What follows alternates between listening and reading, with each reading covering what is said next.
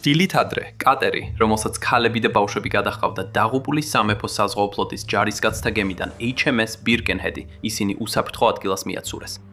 შორიდან ისინი შიშით უყურებენ, როგორ დგანან ოფიცრები და ჯარისკაცები გემბანზე უძრავად, დუმილში, მცხოვრში, როცა დაზიანებული გემი სწრაფად იძირება მათ ქვეშ. HMS Birkenhead-ი ერთ-ერთი პირველი რკინის კორპუსიანი გემია, რომელიც სამეფო საზღვაო ფლოტისთვის აშენდა. თავდაპირველად ის ორთქლის ფრეგატად იყო დაპროექტებული, მაგრამ მშენებლობისას ჯარისკაცების გადასაყვან გემად გადააკეთეს. ფრეგატი არის სწრაფი სამხედრო გემი, რომელიც ხშირად გამოიყენება საესკორტო გემად უფრო დიდი კონვოისებისთვის. ადმირალიტეტი გემებში შედარებით ახალი, ორთქლის ძრავის მიმართ სკეპტიკურადაა განწყობილი და არ სურს თავისი ფლოტი დაუცდელი ტექნოლოგიით რისკის ქვეშ დააყენოს. როგორც ჯარისკაცების გადამყვანი გემი, მას შეუძლია სწრაფად გადაიყვანოს ჯარები საჭირო ადგილას, მაგრამ ბრძოლაში ჩართვა არ მოუწევს. გემს აქვს 12 წყალგაუმტარი განყოფილება, რომლებიც წინასამყოფ ნაწილებს, გემის შუაში მდებარე მექანიზმებსა და უკანა განყოფილებებს ერთმანეთისგან ყოფს. HMS Birkenhead-ი დაპროექტებულია ჯონ ლიდის მიერ და აშენებულია ჯონ ლიდის გემთმშენებელ ქარხანაში Birkenhead-ში, ლანკაშირში. თავდაპირველად მას ეწოდა HMS Vulcan-ი და იგი წყალში ჩაუშვა Westminster-ის მარკიზამ 1845 წლის 30 დეკემბერს. წლის ბოლოს მას სახელი გადაერქვა HMS Birkenhead-ი იმ ქალაქის პატივსაცემად, სადაც იგი აშენდა. HMS Birkenhead-ი არის 64 მეტრის სიგრძის, 11 მეტრის სიგანის და წყლის ხაზის ქვემოთ 5 მეტრი ჯდომის. გემი აღჭურვილია 2 Forster Co's 564 ცხენისძალიანი ორთქლის ძრავით, რომლებიც ატრიალებენ 2 6 მეტრიანი დიამეტრის ნიჩბებიან ბორბალს და მაქსიმალური სიჩქარეა 10 კვანძი. გემს აქვს სრული კომპლექტი იალქნების და ორთქლის ძრავები, დამატებით მანევრირებასა და სიჩქარეს უზრუნველყოფს. გემზე მსახურობს 125 ოფიცერი და მეზღვაური. HMS Birkenhead-ი თავის პირველ მოგზაურობას იწყებს Birkenhead-იდან სამეფო საზღვაო ძალების ბაზამდე, პლიმუთში, დევონში, 1846 წელს. ის 5 წლის განმავლობაში მსახურობდა, სანამ პლიმუთში არ დააყენეს, სადაც გადაკეთდა და შემდეგ კვლავ დაბრუნდა სამსახურში. 1852 წლის იანვარში კაპიტანი რობერტ სალმონდის ხელმძღვანელობით HMS Birkenhead-ი პორტსმუთიდან გაემგზავრა ელგოას ყურისკენ, სამხრეთ აფრიკის აღმოსავლეთ სანაპიროზე. პორტზე იმყოფებიან ჯარისკაცები ბრიტანეთის არმიის 10 სხვადასხვა პოლკიდან. ჯარისკაცები გააძლიერებენ ბრიტანულ ძალებს, რომლებიც სამხრეთ აფრიკის აღმოსავლეთ კეიპის რეგიონში ადგილობრივი ქოსას ტომების წინაბედ მის წინააღმდეგ მერვე ქოსას ომში იბრძვიან. 5 იანვარს Birkenhead-ი ჩერდება Queenstown-ში, ირლანდიაში, რათა აიყვანოს დამატებითი ჯარისკაცები, ასევე ბორტზე მყოფი რამდენიმე ოფიცრის ცოლები და ოჯახები. ზღვაში 6 კვირის შემდეგ Birkenhead-ი დილის საათებში 23 თებერვალს შედის სიმონსტაუნის ნავსადგურში False Bay-ში. სამეფო საზღვაო ფლოტმა 1790-იან წლებში აიღო სიმონსტაუნის ნავსადგური, რათა იქ საზღვაო ბაზა აეშენებინა, რომელიც დღემდე არსებობს და ახლა სამხრეთ აფრიკის საზღვაო ფლოტს ეკუთვნის. გემზე მყოფი ქალებისა და ბავშვების უმეტესობა, ასევე რამდენიმე ჯარისკაცი, რომლებიც მოგზაურობის დროს დაავადდნენ, ერთად ჩამოდიან ნაპირზე. სიმონსტაუნში ყოფნისას გემზე აღყავთ 9 კავალერიის ცხენი, რამდენიმე თივის შეკვრა და 35 ტონა ქვანახშირი, რათა მოემზადონ მოგზაურობის ბოლო ეტაპისთვის ალგოას ყურამდე. ეს ბოლო მონაკვეთი დაახლოებით 450 საზღვაო მილია და მის გასავლელად 2 დღე იქნება საჭირო. 25 თებერვალს საღამოს 6 საათზე მოწმენდილ ცაში და მშვიდ ზღვაში Birkenhead-ი გაემართა ალგოას ყურისკენ, გემზე 630-დან 653-მდე კაცი, ქალითა და ბავშვით. ზუსტი რაოდენობა არ არის დაფიქსირებული. საუკეთესო სიჩქარის მისაღწევად, კაპიტანი სალმონი გადაწყვეტს სანაპიროსთან ახლოს იაროს და კურსს ადგენს ისე, რომ Birkenhead-ი სანაპიროდან დაახლოებით 3 მილში იყოს.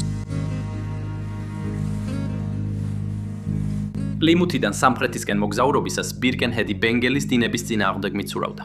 სამხრეთი აფრიკის აღმოსავლეთ სანაპიროს გასწვრივ ცურვისას მას მოზამბიკის დინება ხვდება. ეს მუდმივი ოკეანის დინებები ყველაზე ძლიერია ღრმა წყლებში. მიწასთან ახლოს დინებები წაები წააწყდებიან წინააღმდეგობას უფრო მეჩხერ წყლებში, რაც ანელებს მათ. ამიტომ უფრო ადვილია დინებების წინააღმდეგ მიცურო მეჩხერ წყლებში, როცა სანაპიროსთან ახლოს ხარ.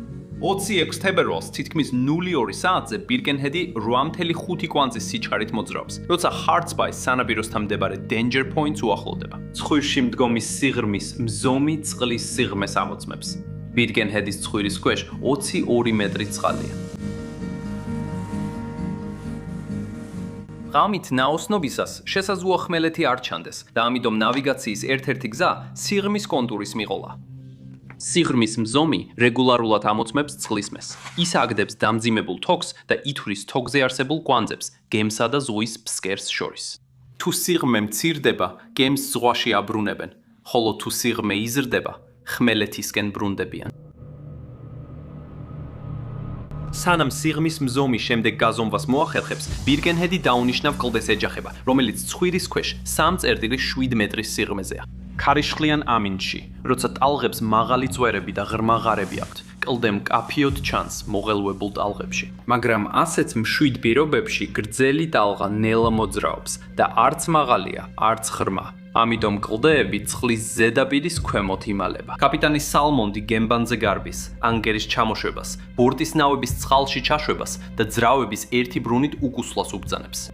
როდესაც გემი უკან იხევს, ზღვა დიდი ხვრელიდან, რომელიც კლდეს დაჯახებისას წარმოიქმნა, შიგნით იჭრება.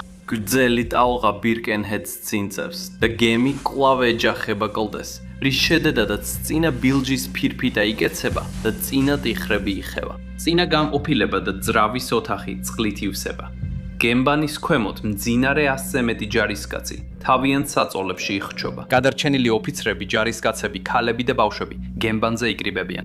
კაპიტანი სალმონდი უბრძანებს ლეიტენანტ პოლკოვნიკ სეტონს, რომელიც გემზე უფროსი სამხედრო ოფიცერია, გაგზავნოს კაცები ტრიუმის ტუმბოებთან. 60 კაცი ტუმბოებთან ინიშნება, 60 კაცი ნავების ამწე მოწყობილობებთან, ხოლო დანარჩენი ადამიანები გემის უკანა გემბანზე იკრიბებიან, რათა გემის კიჩო დაბლა დასწიონ და შესაბამისად ცხვირი მაღლა ასწიონ. ქალები და ბავშვები გემის პატარა ნავში ათავსებენ, რომელიც გვერდითაა მიბმული. კაპიტანი სალმონდი ბრძანებს კიდევ 2 დიდი ნანავის გაშვებას, რომელთაგან თითოეულს 150 ადამიანის გადაყვანა შეუძლია. პირველი ნავი მაშინვე წყლით ივსება და იკარგება, ხოლო მეორე ვერ უშვებენ, რადგან ბლოკები მოუვლელია და თოკები მათში არ გადის. ამის შედეგად მხოლოდ კატერი და 3 პატარა სამაშველო ნავი რჩება, რომლებსაც კაცების აყვანა შეუძლიათ. გადარჩენილი ოფიცრები და ჯარისკაცები ახლა კიჩოს გემბანზე იკრიბებიან, სადაც ლეიტენანტ პოლკოვნიკი სეტონი თავის ოფიცრებსა და ჯარისკაცებს მოუწოდებს შეინარჩუნონ დისციპლინა და წესრიგი. ყველა ჩუმადაა. ჰაიაში ერთადერთი ხმაა კაპიტანი სალმონდის ჩუმი შეხსენება თავის ხალხისთვის, რომ შვიდად დარჩნენ. გემბანზე ცხენების ფეხის ხმა და გემის გვერდით პატარა ტალღების შხაპაპუნი. 10 წუთის შემდეგ, რაც ბირკენჰედი პირველად დაეჯახა კლდეს, ძრავები ჯერ კიდევ უკუსვრით მუშაობს. ბირკენჰედი მესამედ და საბოლოოდ ეჯახება კლდეს, რის შედეგადაც გემის ფსკერის ფირფიტები იხევა. გემი 2 ნაწილად იყოფა მთავარ ანძის უკან. საკვამური ინგრევა და ზღვაში ვარდება. გემის წინა ნაწილი სწრაფად იძირება. გემის კიჩოს ნაწილი, რომელიც ახლა ხალხითაა გადავსებული, იწყებს ქანაობას და ჩაძირვას. კაპიტანი სალმონდი ყვირის. ვინც ცურვა იცის ზღვაში გადახდით და ნავებისკენ გაცურეთ. ლეიტენანტ პოლკოვნიკი სეტონი ხვდება, რომ ამ ბრძანებას მოხვება კატერისა და 3 პატარა სამაშველო ნავისკენ შევარდნა, რაც მათ გადავსებას გამოიწვევს და საფრთხე შეუქმნის ქალებისა და ბავშვების სიცოცხლეს. ის ყველა ჯარისკაცს უბრძანებს, ადგილიდან არ დაიძრან. მხოლოდ 3 ჯარისკაცი არღვევს ცხობას და კატერისკენ ცურავს. კავალერიის 9 ცხენს ათავისუფლებენ და ზღვაში უშვებენ. ერთს ფეხი უმტვრევს და მას სწრაფად კლავენ დიდი თეთრი ზვიგენები. დანარჩენი 8 უსაფრთხოდ აღწევს ნაპირზე. განსპაი ერთ-ერთი ყველაზე ცნობილი ადგილია მსოფლიოში, სადაც დიდი თეთრი ზვიგენები ბინინადრობენ. ცივი ბენგელის დინებები და თბილი მოზამბიკის დინება ამ რეგიონში ეჯახება ერთმანეთს. ორივე მათგანი საკვები ნივთიერებებით ამარაგებს წყლებს, რომლებიც შემდეგ საკვების ჯაჭვში ადის. ამ აფრიკულ დიდ თეთრ ზვიგენებს ძირითადად ამ რეგიონში მცხოვრები სელაპების დიდი პოპულაციით იკვებებიან, თუმცა ისინი სიამოვნებით დაამატებენ თავიანთ რაციონს რამდენიმე ბრიტანელ ჯარისკაცსაც, თუ ამის შესაძლებლობა მიეცემათ. ჯარისკაცები და მათი გადარჩენილი ოფიცრები მტკიცედ დგანან, არ იძვრიან, როცა ბირკენჰედი მათ ქვეშ იძირება. სულ რაღაც 20 წუთში მას შემდეგ, რაც კლდეს დაეჯახა. ზოგიერთ ჯარისკაცს მაინც ახერხებს ნაპირამდე 2 მილის გაცურვას. ბევრი იხჩობა, სიცივით იღუპება, ან გააფთრებული დიდი თეთრი ზვიგენების მსხვერპლი ხდება. მეორე დილით ადრე, სკუნერი ლაიონესი აღმოაჩენს კატერს, ახავს ქალები და ბავშვები, ასევე ერთ-ერთი პატარა სამაშველო ნავის გადარჩენილები. შემდეგ კი ბირკენჰედის მდებარეობისაკენ მიემართება. ლაიონესი შუადღეს მიადგება და პოულობს 40 გადარჩენილს, რომლებიც ბირკენჰედის ანძებსა და თოკებს ეჯიდებიან და აღყავს ისინი გემზე. ბირკენჰედზე კატასტროფის დროს მყოფი ადამიანების საერთო რაოდენობა ყოველთვის გაურკვეველი იყო.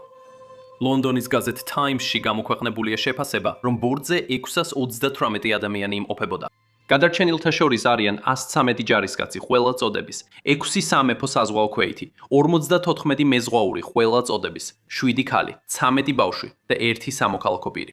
სულ 194 კაცი, ქალი და ბავშვი, 484 კაცი დაიღუპა. იმ დროის ტრადიციული ხის საზღვაო გემები, ან გემები, რომლებიც წყალგაუნტარი წყალგამყოფი განყოფილებების გარეშე იყო დაპროექტებული, უფრო სწრაფად დაიშლებოდა და მსხვერპლით სავარაუდოდ უფრო მეტი იქნებოდა. მტკიცე მეტალი გარკვეულ დაცვას უზრუნველყოფდა კლდისგან, ხოლო წყალგაუნტარი ტიხრები წყლის ჩაღვრას ანელებდა, რაც ეკიპაჟს საკმარის დროს აძლევდა, რომ გადარჩენილთა ნაწილი ევაკუაცია მოეხდინა. რამდენიმე მეზღვაური სამხედრო ტრიბუნალზე წარადგინეს პორტსმუთში, HMS ვიქტორის ბორტზე 1852 წლის 8 მაისს.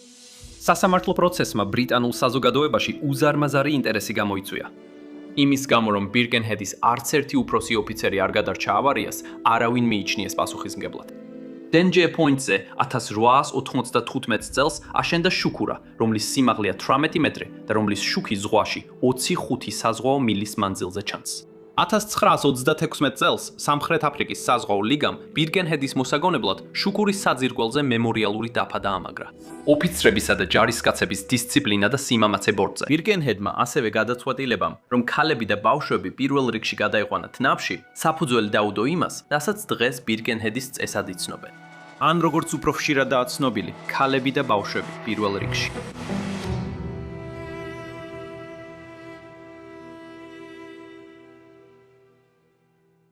გმადლობთ ყურებისთვის. თუ მოგეწონათ ეს ვიდეო და გსურთ უყუროთ მეტი ვიდეოს ამ არხიდან რეკლამების გარეშე, გთხოვთ განიხილოთ ჩვენს Patreon-ზე გაწევრიანება. ბმული აღწერაშია. შეგიძლიათ უფასოდ შემოუერთდეთ ან აირჩიოთ წევრობა სარგებელით, რომელიც მოიცავს რეკლამების გარეშე ვიდეოებს, ადრეულ წვდომას და პირდაპირ კითხვებზე პასუხის სესიებს. მოუთმენლად ველოდებით თქვენთან შეხვედრას იქ.